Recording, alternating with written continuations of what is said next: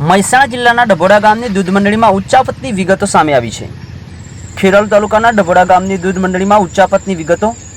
મંડળીમાં tester તરીકે ફરજ બજાવતા શખ્સ દ્વારા ઉચ્ચાપત કરવામાં આવી હોવાની વિગતો પ્રાપ્ત થઈ રહી છે। તારીખ 1 ઓક્ટોબર 2020 થી 21 માર્ચ 2025ના ગાળામાં ઉચ્ચાપતની વિગતો 14.46 લાખની કાયમી ઉચ્ચાપત અને 3.80 લાખની હંગામી ઉચ્ચાપત મળી કુલ 18.26 લાખની ઉચ્ચાપત કરી હોવાની વિગતો પ્રાપ્ત થઈ રહી છે।